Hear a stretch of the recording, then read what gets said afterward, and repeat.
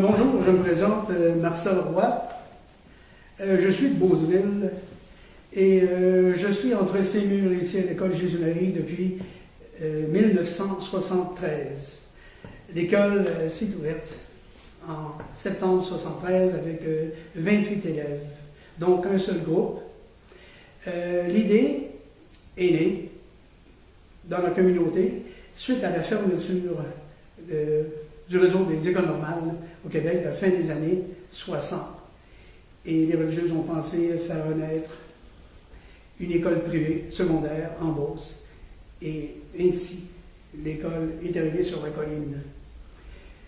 D'un petit groupe, avec les années, on était quelques enseignants laïcs, surtout des religieuses, donc 3 laïcs, Lisette Fortin, Martin Fortin et moi.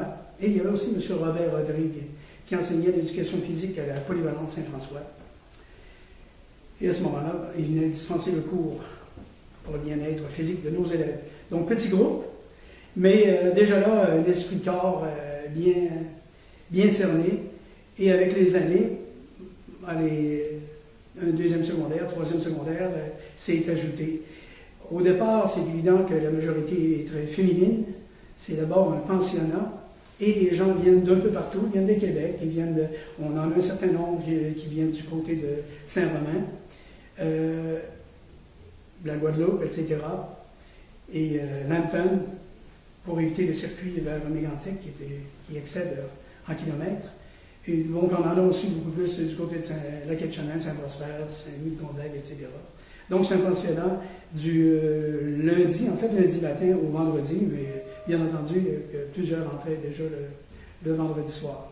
Donc, surtout les filles, comme aujourd'hui d'ailleurs, où on a encore en 2013 une majorité filles à 60%. Donc, si on parle de la reconnaissance de l'école comme telle, c'est sûr qu'à la fermeture, quand on lance, c'est comme une entreprise, une école c'est une entreprise dans une communauté, donc on a besoin de sous. Et pour être reconnu pour des fins de subvention, il fallait recourir à certaines instances. Donc on est allé, Sœur Marie Talbot et moi, rencontrer dans les premières années. En fait, c'était suite à l'élection de M. Adrien-Ouellet du Parti québécois, en 1976, le parti prend le pouvoir. Et on est allé le rencontrer quelques fois pour faire des pressions. Lui-même agisse avec son pouvoir politique de façon que son choix reconnu non à des fins d'intérêt public, mais à des fins de subvention. Ce qui a fonctionné, et qu'aujourd'hui, c'est environ 60% qu'on reçoit. Tout ça s'est déroulé à bon rythme, et la population étudiante, avec la renommée de l'école, etc., le travail très impliqué et très familial des enseignants, donc beaucoup de suivi. Les parents, c'est ce à quoi ils s'attendaient, à ce que les enseignants soient présents dans l'école et toujours leur donner. Il faut dire que les parents paient aussi. C'est les parents qui paient notre salaire. Donc, forcément, sans avoir un dû qui nous met des pressions sur on doit rendre à César ce qui appartient à César, donc on leur en donné pour leur argent aussi. Donc, c'est comme ça que l'école s'est construite, une réputation, bien entendu, avec un suivi académique très pointu, avec des résultats aussi qui font la réputation de l'école, au-delà des frontières de la Beauce aussi. Et petit à petit, l'école, on est passé à 200, 300, 400 élèves. Et le pensionnat est disparu petit à petit. C'est évident comme tous les pensionnats, un peu partout au Québec aussi. Donc la demande a été décroissante. Quoique ça a survécu assez longtemps, parce que plusieurs sont demeurés dans le manoir Chapdelaine, ici à côté, la Maison Blanche. Et avec les années, la charge devenait un peu trop lourde pour les religieuses. Donc on a décidé de fermer le pensionnat. Actuellement, c'est un local pour des arts. C'est une très belle maison, le manoir Chapdelaine.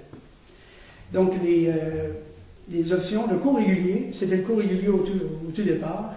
Et bien entendu, se sont ajoutées une foule d'activités qui ont mis en présence et mis au travail aussi les enseignants à toute heure de la journée scolaire.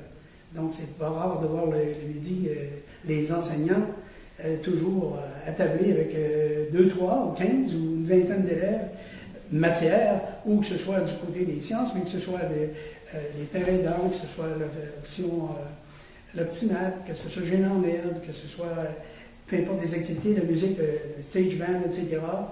Donc, il y a le théâtre, il y a une foule d'activités qui sont offertes maintenant, qu'on appelle des passions aussi, qui sont à l'intérieur des cours, mais qui font que cette école-là est de plus en plus dynamique, mais on a besoin d'être vigilant.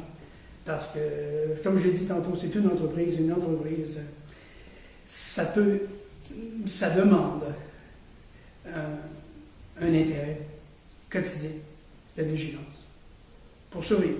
Parce que la compétition est là et les gens magasinent aussi. Il faut dire qu'ils ont le droit de magasiner et ils magasinent. Donc, c'est de l'argent à investir, donc ils veulent avoir un bon placement. Et ici, il y a un bon placement. C'est bien. Donc, aujourd'hui, l'école a beaucoup changé parce qu'au cours des dernières années, il y a eu des levées de fonds par les fondations d'école, mais fondations aussi aidées par la fondation du Club Rotary. Et on a beaucoup modifié l'école de son aspect vraiment bâtiment, immobilier. Donc, il y a eu la bibliothèque, un investissement majeur à la bibliothèque il y a quelques années, de plus de 100 000 $ aussi, ça c'est en 2007-2008. Il y a 3 ans, on a donné une nouvelle vie à la salle de théâtre en bas. Donc, ça aussi, ça a été une œuvre qui a nécessité, bien entendu, plus de 100 000 $ aussi. Actuellement, il y a un projet de financement pour un terrain de soccer, parce qu'on doit avoir notre terrain si on veut compétitionner et recevoir. On ne peut pas recevoir des gens d'extérieur sur les terrains de la commission scolaire actuellement. Donc, si on va faire partie d'un circuit majeur au niveau scolaire, on se doit d'avoir cet équipement-là. Et là, au cours des prochains mois, il y aura toutes les activités nécessaires à financer. Et le conseil d'administration, il y a des parents qui sont impliqués, donc les élèves vont être à demande sous peu. Donc, l'école a une viabilité. On ne peut jamais dire assuré.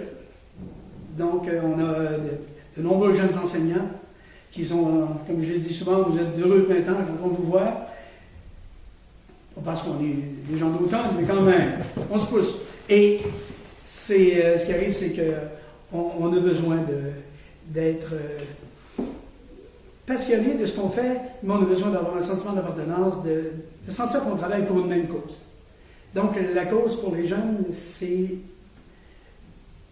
de tracer leur voie jusqu'à la fin de leur carrière. La carrière, c'est vite passé, mais je ne sais pas si on s'en rend compte au tout début, je ne me rappelle pas non plus, parce qu'on ne travaille pas nécessairement pour une cause à ce moment-là, mais la cause, elle prend forme. Elle naît, elle germe, et les jeunes doivent vraiment prendre conscience, un, du privilège qu'ils ont d'enseigner ici, deux, de la nécessité d'apporter quelque chose et de bâtir leur futur ici. Oui, c'est important ça. Et puis, si on voulait terminer ça sur une note, disons, portée sur l'avenir, l'école Jésus-Marie, par rapport à l'échiquier régional, là, c'est quoi son avenir?